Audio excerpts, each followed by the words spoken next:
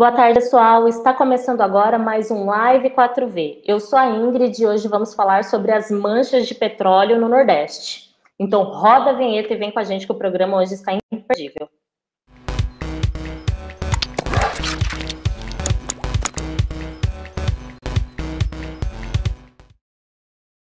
E para falar sobre o assunto de hoje, temos o Daniel Scan, ativista pelo Parque Augusta Sem Prédios.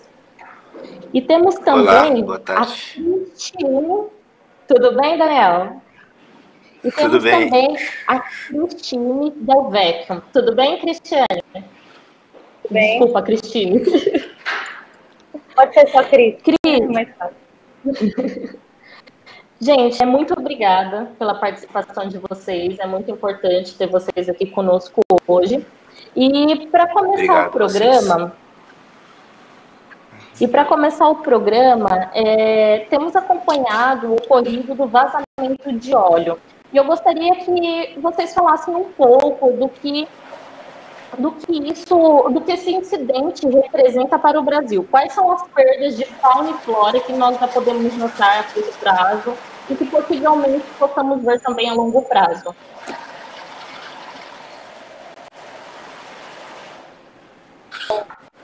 Por favor, Cris, começa. Então, eu estou aqui, né, morando na Bahia, e agora a gente está recebendo muito óleo, e eu já trabalho muito tempo com fauna marinha, então eu acho que a gente está, hoje em dia, tendo um ambiental, assim, sem precedentes, sabe? A gente não tem como medir ou como mensurar o dano que vai ser feito na fauna. Eu acho que começa desde a fauna de base, que são os corais, né, até que são a base de toda a cadeia alimentar marinha.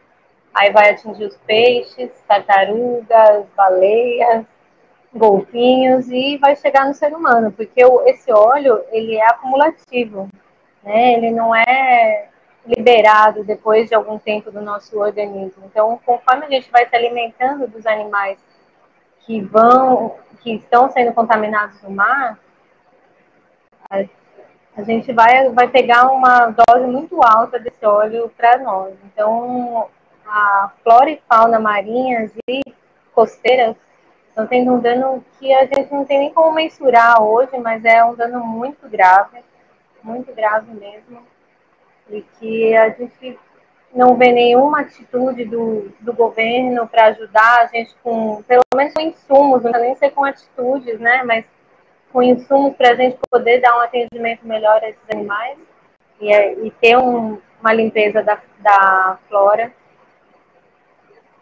Tá desesperador.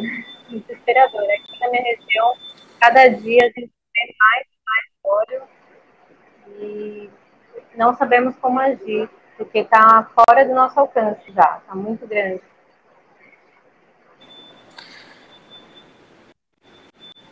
Fale, Daniel, o que você acha perante essa...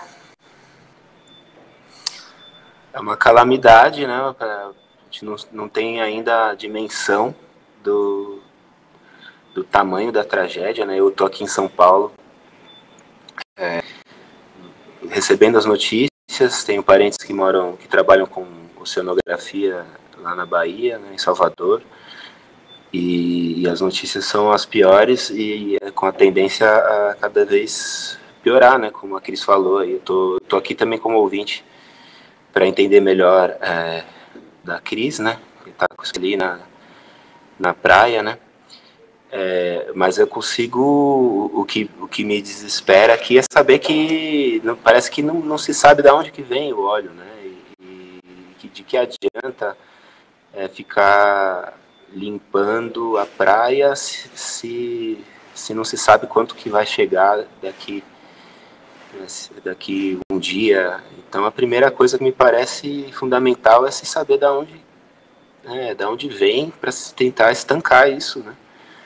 E me parece que as informações que chegam que o governo está omitindo a ajuda, né? Está omitindo essa investigação, está botando culpa em terceiros, em outros países. E, enfim, pode ser do pré-sal esse óleo, né? E vai saber, é uma coisa que ninguém... É responsabilidade do governo manter-nos informados, né?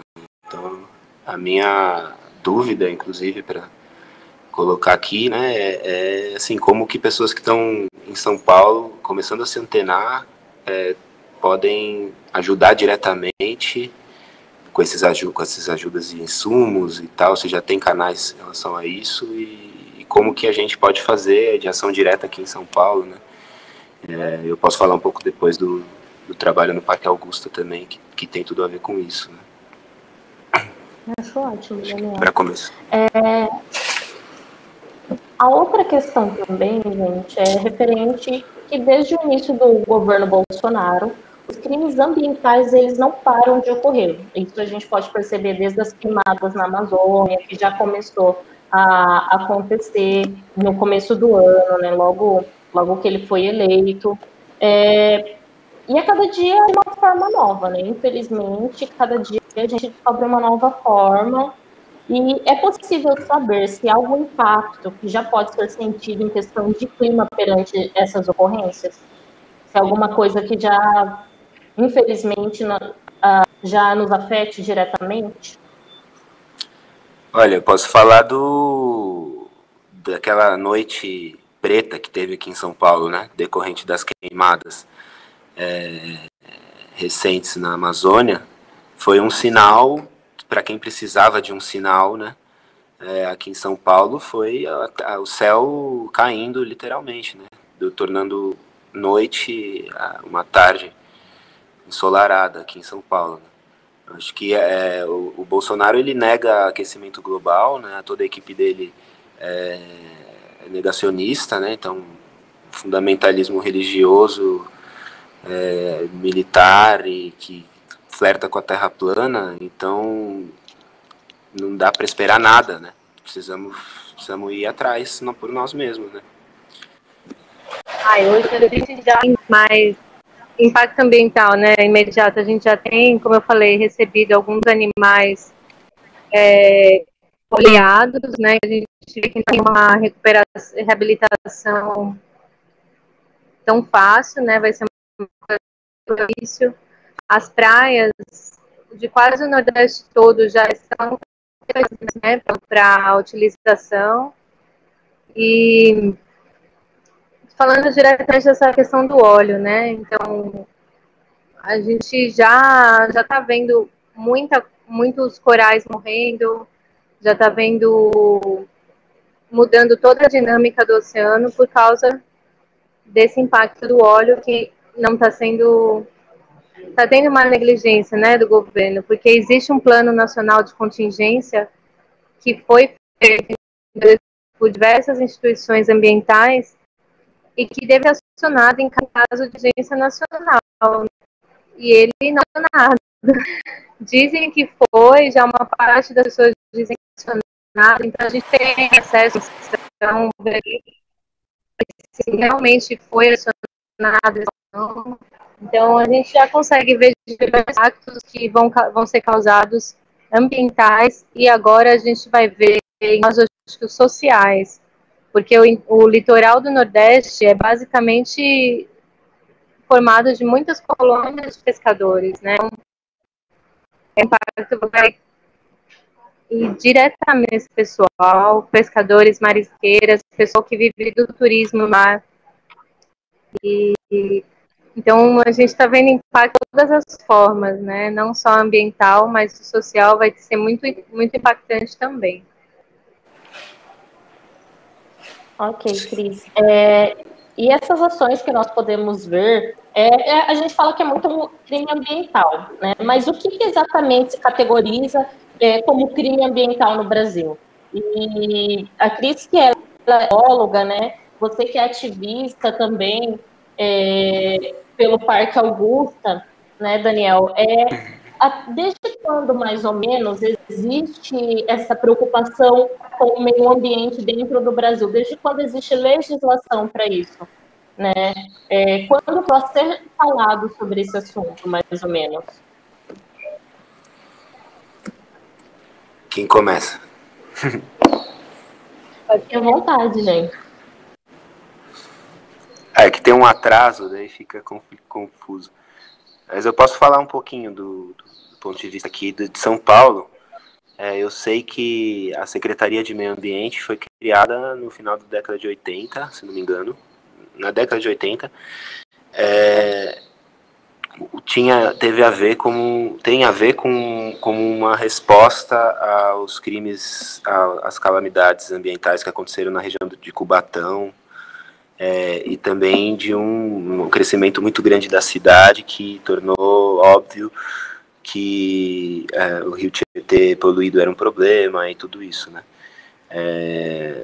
Eu acho que a tendência é essa, a tendência é a legislação só passar a vigorar a partir das catástrofes consumadas, né? A gente está, como eu falei antes, a gente está ainda num embate entre se o aquecimento global é real ou não, né? Então, como é que a gente, que provas maiores a gente precisa de que a floresta é fundamental, de que tudo isso, de que os seres humanos não são os únicos seres na Terra, né? A gente fala de problemas, de impactos do óleo, né? No ser humano, mas quem está sofrendo desde agora são as outras vidas, né? Os outros seres. E é um pouco tirar esse antropocentrismo, né? Quando que a legislação vai alcançar isso, né?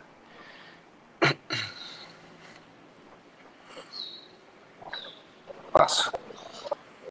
Cris? Hoje em dia, eu acho que é como se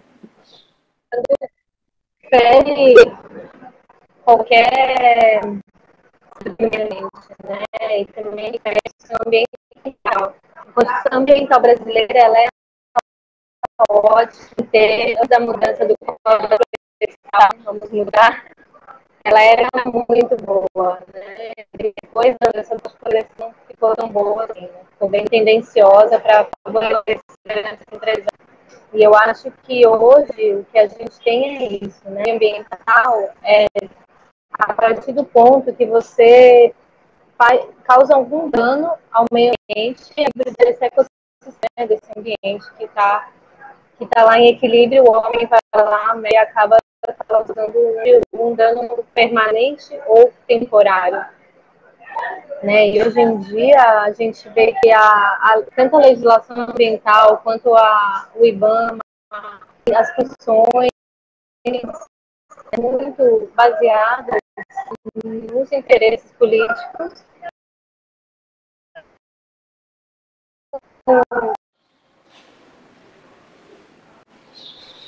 Obrigada, pessoal. Proteger o seu bem e favorecer o pequeno. Então, na verdade, favorecer o bem.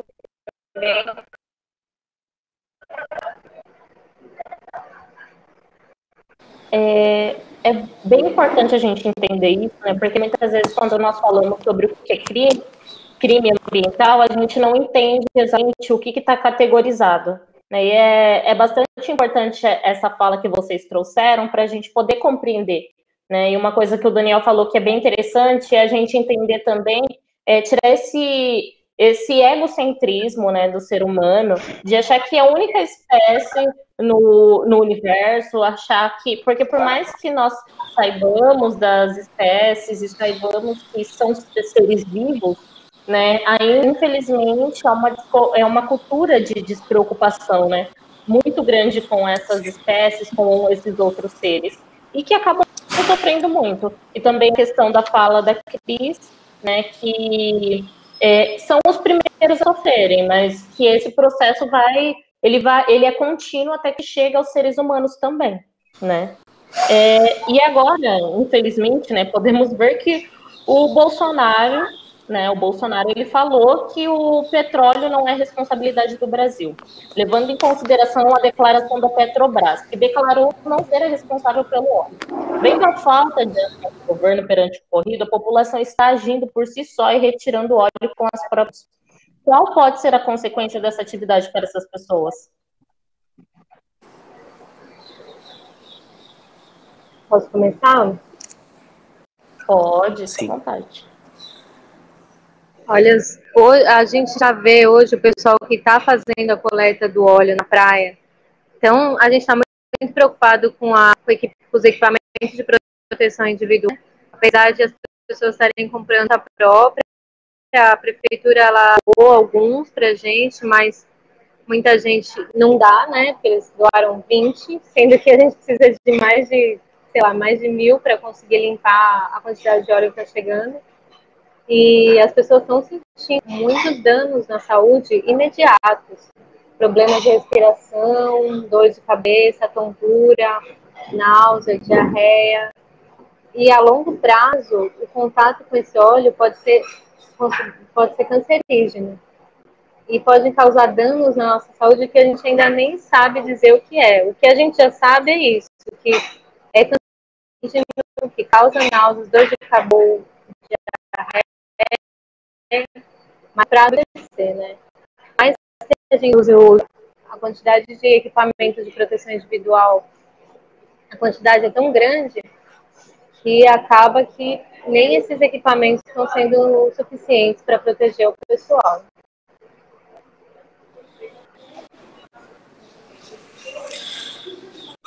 É isso, né? Já estamos sofrendo, né? Os seres humanos já estão sofrendo. Fiquei pensando agora, fazendo uma comparação com Brumadinho ou as outras catástrofes das barragens, né? É como se uma barragem tóxica tivesse rompido no sul do oceano e a chegada na costa, né? Enfim, tá arrastando esse óleo, o percurso da barragem até a costa está ajudando a dizimar ecossistemas, né? E o curioso de que o fato de não ser na terra só nos afeta quando chega na costa, né? Só nos afeta mais diretamente quando chega na costa. Então isso aumenta o cuidado que se deveria ter ainda, né, com essas barragens de petróleo, né? O maior absurdo é não se ter ainda de onde veio isso, pelo amor de Deus, a gente precisa saber. E o mais curioso de tudo, né, é que a própria empresa que fez a análise do material foi a Petrobras, né? E aí essa é a questão, e aí é em cima disso que é a minha questão, é a minha pergunta.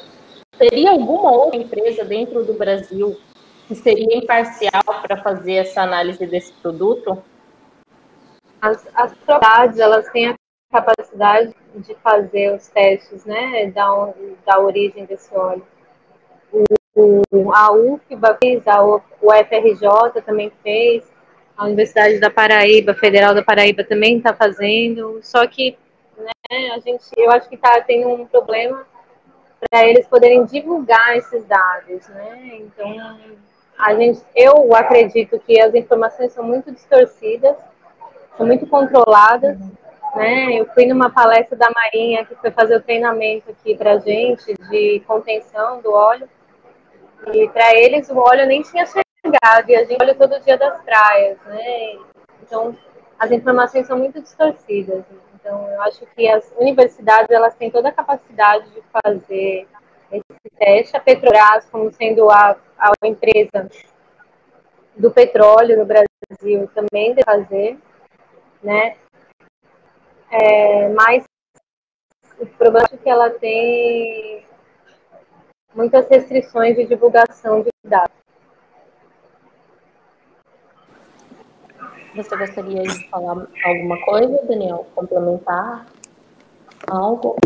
Eu acho que, sabendo disso, a gente fica na expectativa das universidades conseguirem liberar esse conteúdo, né? E aí o que me faz pensar também eu como, né, eu produzo atividades aqui em São Paulo no intuito dessa conscientização da alienação que a gente vive na cidade, né, em relação à luz, aos rios, à natureza, ao clima. Eu acho que a gente precisa pautar essa questão do óleo, assim como todas as outras urgências, mas agora está muito latente o óleo, né? Então eu desejo de pautar eventos aqui, né, de debates que possam provocar encontros de pessoas afins de mudar essa realidade, né, desde aqui, porque os impactos são imediatos na costa, mas também são imediatos aqui, se a gente vê o mundo como um só, né, e que é o que a gente precisa mesmo, né, voltar a se atentar aos ciclos naturais das coisas, que a gente já se habituou à ideia de que cada ano o verão vem mais quente, ou chove menos, às vezes chove mais, mas a gente naturalizou isso de uma forma muito rápida, né, a sociedade. E acho que é o momento de isso ser colocado em xeque de uma maneira inédita, e se questionando obviedades. Você estava falando de crime tal. Aqui em São Paulo eu sei que é chamado de crime ambiental o ato da pichação, enquanto empresas que cercam terrenos com potencial de serem matas ou parques ganham incentivo para a construção de prédios, né? Enfim, está tudo conectado, né? Essa que é a grande questão.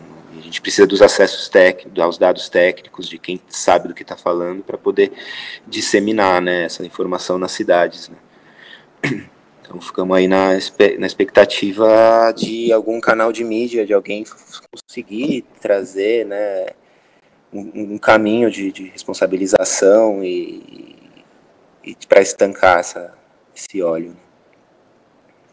Sim, e o que é bastante interessante também é que você falou da questão que está tudo conectado, que está tudo ligado, e a Cris também tinha falado referente da questão das universidades, né, que as universidades estão fazendo esses testes. E aí é importante nós relembrarmos também que houve cortes na educação, né, que na verdade também houve uma questão com a educação perante o governo que nós estamos, né, o atual governo. E aí vê que, nesse momento, as iniciativas que estão sendo tomadas são das próprias universidades, né, que é o amparo que a população está tendo, é o amparo que nós estamos tendo, né. E aí entra bastante também nessa questão, né, que vocês citaram, de como o governo precisa agir, de como ele precisa atuar. E eu gostaria de saber, na opinião de vocês, como que, de fato, deveria estar agindo nesse momento, como ele de fato deveria estar atuando, levando em consideração bem o plano de contingenciamento que a Cris tinha citado, né, que é uma ação, uma medida protetiva de danos ambientais, que foi lançada no ano de 2013, e agora no atual governo de Jair Bolsonaro, ela foi cancelada, né? E na verdade essa medida, ela falava exatamente também, ela cobria, aliás, desculpa, ela cobria também casos de vazamento de óleo, né? E, infelizmente, essa medida foi cancelada há 5 meses, e passados 5 meses nós estamos passando por essa atual situação. Então, eu gostaria de saber, na opinião de vocês, como que o governo deveria ir agindo, né, perante essa situação pela qual nós estamos passando. Bom, se a gente tivesse um governo minimamente digno, se é que isso é possível, né? Imagino que seja que outras figuras no poder poderiam estar tomando atitudes mais éticas e focadas no que interessa, né? Que é salvar, é estancar esse vazamento e evitar que ele continue se alastrando e atuar na limpeza, né? Na retração do impacto, né? Mas é isso, me parece que é uma política, é um projeto, né? Esse sucateamento da ciência engraçado que a ciência está conectada com a natureza, né? A ciência e o meio ambiente praticamente como são inimigos do governo. Então, o que eles deveriam estar fazendo era tudo que eles não estão fazendo, né? Mas eu não consigo esperar deles algo diferente disso, porque parece que é um projeto mesmo.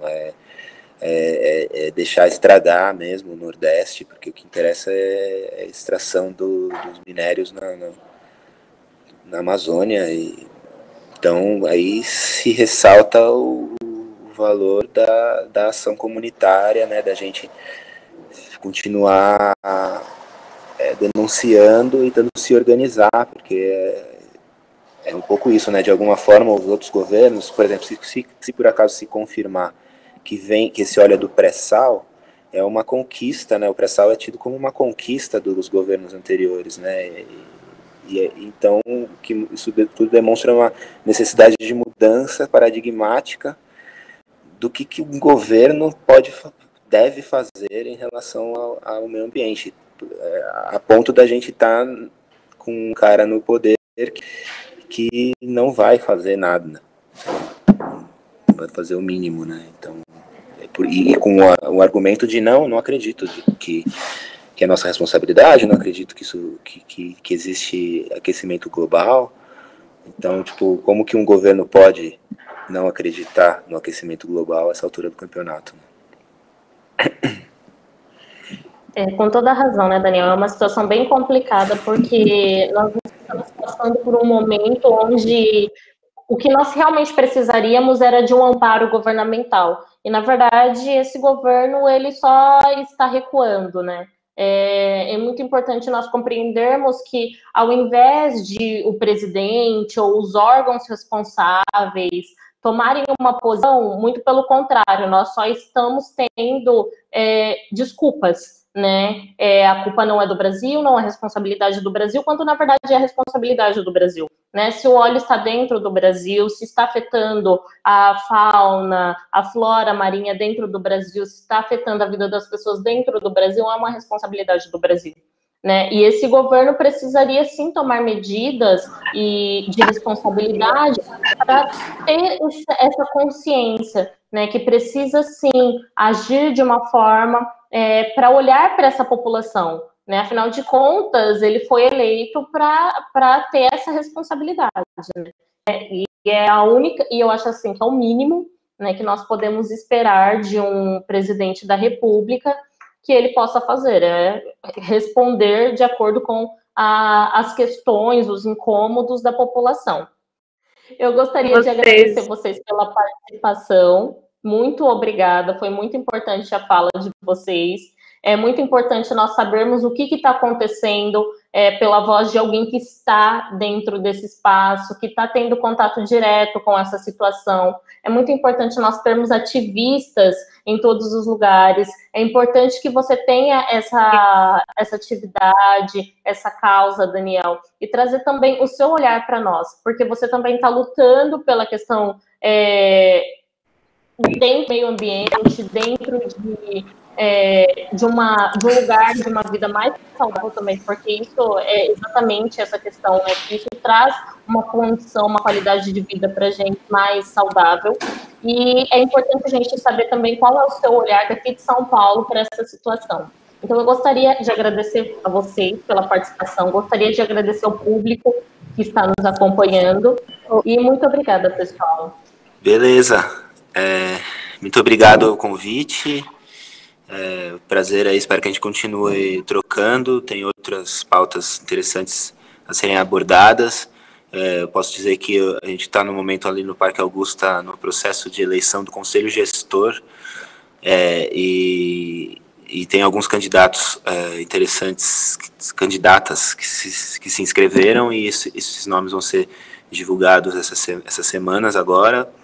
E uma das coisas que a gente pretende fazer é juntar a rede das pessoas que se inscreveram, que está bem potente, para provocar fóruns públicos de discussão em que a gente possa pautar a questão do meio ambiente no mundo inteiro, partindo do micro, né? E partir da necessidade de se dar enfim, da cidade, abrir espaço para a natureza, para a ideia de que a cultura também é natureza, enfim. Fiquem atentos aí às redes do Parque Augusta, por favor. Obrigado. Por hoje é só, pessoal. Muito obrigada pela participação de vocês. Ficamos por aqui. Acompanhem as nossas redes sociais e até a próxima. Tchau, tchau.